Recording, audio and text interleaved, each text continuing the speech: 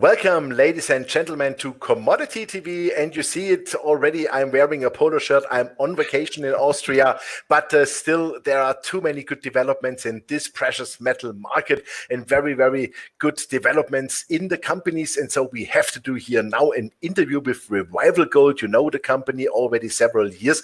And you, Agro, the CEO, is here now with us. And welcome to Toronto. How are you? Very good, Jochen. Very good to get you on vacation here. Yeah, that's fine for me. I sent my wife to the neighbor. They have a glass of champagne. That's fantastic, so we can talk now. Yeah, gold, silver, we love it. This is the market we have waited for such a long time. I think easily the last 6-7 years we waited for that. And Revival Gold is one of the exceptional companies, I would call it. You guys have done a great job on your company. Stock price has risen very nicely. And you are just doing now a $13 million bought deal with the top Canadian banks. That shows to me a lot of respect and, how can I say that, trust into the company. Confidence, yes. I would say it reverberates confidence. Yeah. And yes, we have been around. Those of us in the gold business have been anticipating this circumstance and the opportunity for gold investors. And we've been positioning. And I think over the past couple of years that we've been working with you, Jochen, we've positioned ourselves very nicely with a solid asset. And now one that's really being recognized by the market and has lots more leg room from here. Fantastic. Okay, so $13 million, you upsized that from 10 million. So this is really outstanding. And I think this is a lot of money for this year and next year that you can really go on full throttle on exploration. But even more important, I think the PEA for Bear Track is now in the making. Can you already give us some hints? When will it be ready? What does it look like? Maybe is it already something you can talk about? Yeah, well, listen, we're on track. Everything's going very well with the PEA. We'll have it completed by the end of this year. Meanwhile, we've mobilized the field team into the project at Bear Track Arnett. Recall that earlier this year we put out 3 million ounces in resource, and the follow-up work this year will consist of ground truthing new drill targets, and then as a result of this financing, we're going to accelerate our program. So it's a big boost to the effort to continue to grow the resource. Over the past 2-3 years, we've added ounces at a cost of below $5 an ounce. So if you think forward to what we might deliver in the future, I think it's very compelling for investors. We've got 5.6 kilometers of mineralized strike. We've got another 4 to 5 kilometers of potential. And our team is on site. And I'm happy to tell you first, Jochen, we'll have drill rigs up on site next week. Oh, fantastic. How many drill rigs do you have? We'll bring in 2 initially, and we'll see where we go from there. The team's just prioritizing targets. We'll work on the game plan, and we'll be out with a news release around the details of the program as expanded for this year in the month of August. Okay, super. So there will be then some heavy news flow starting when the drills are turning. I presume that is fantastic. Can you say, or can you tell us already how many meters you plan to drill, how many targets maybe, or let's say, give us a little bit more details about the drill program.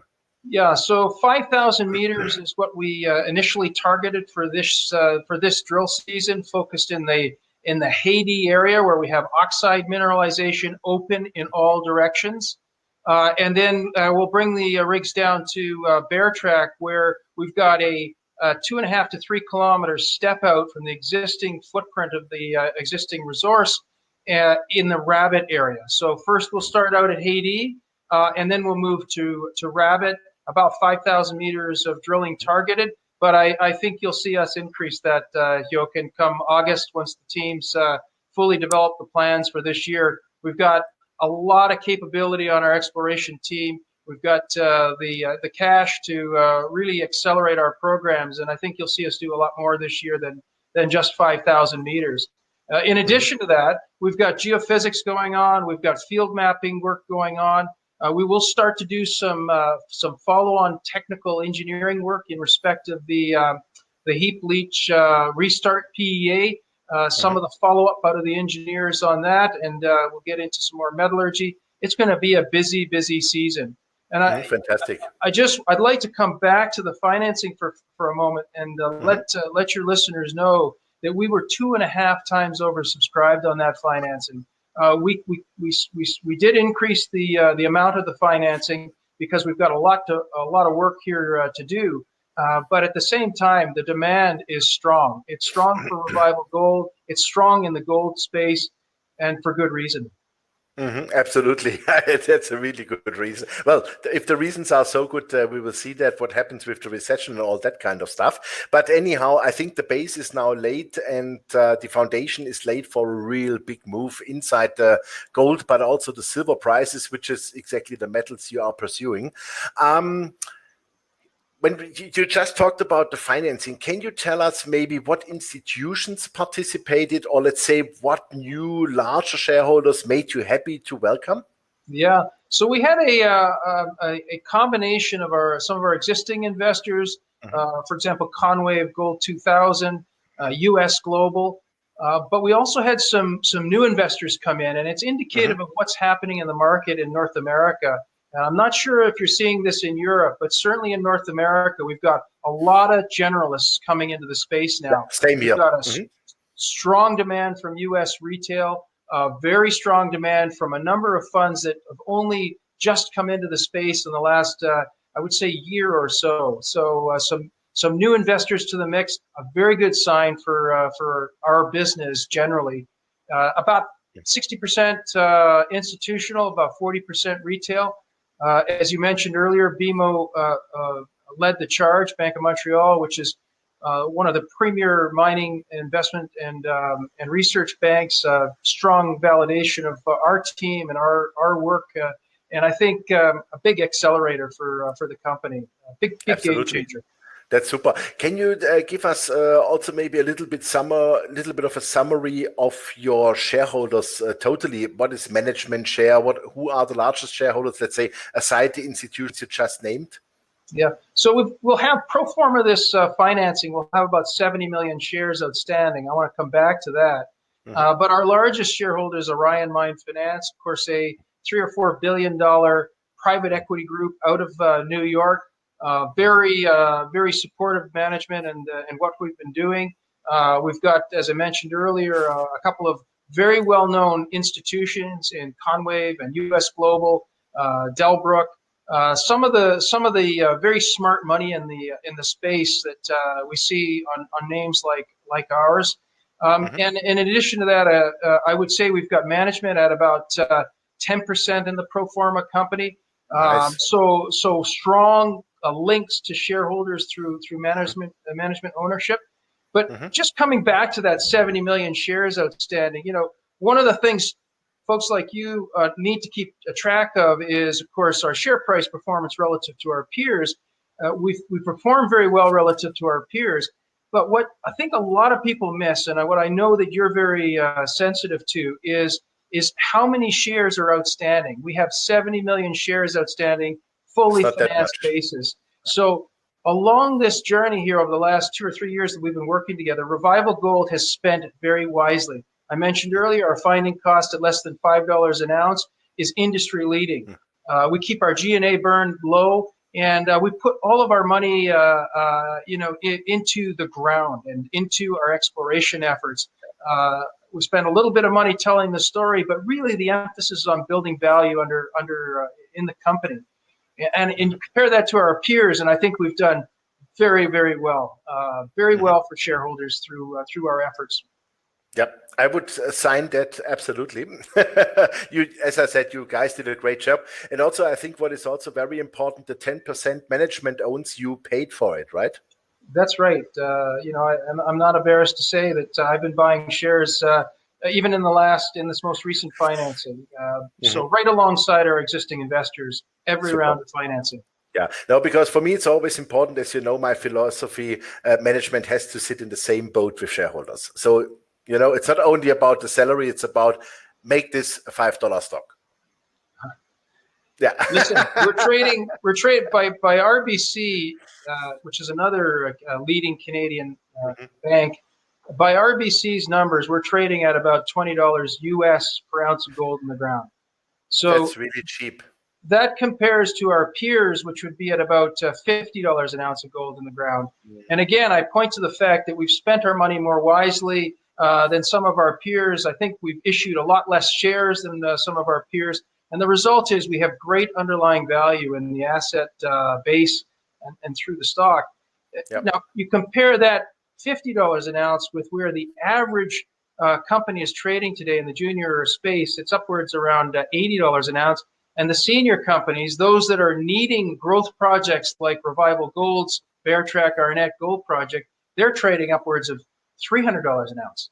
So you can see the leverage that you get by buying a company like us. $20 an ounce currently trading, peers at $50 an ounce, our industry trading at about $80 an ounce, and the bigger acquirers trading upwards around $250, $300 an ounce. So lots of potential, and that is important. As we are talking already about the industry, I would love to have your view. What is the industry looking today? I mean, gold is at 1950, but to me, it feels more like that gold is still at 1400 if I look at the valuations, which is quite crazy. And also maybe your view on M&A, and of course, your personal view on the gold price. Yeah, well, I'll start with the last one. I cannot see how in an environment where central banks, governments are pushing out, 11, 12, 13 trillion dollars globally, that we do not see a debasement of currencies. I think that's clearly happening with the US dollar here in your 2-year lows against a basket of any other currencies. And that's good for gold. But the other thing that's going on, I think, is that, we've got an economy that's in trouble. Employment is at record lows.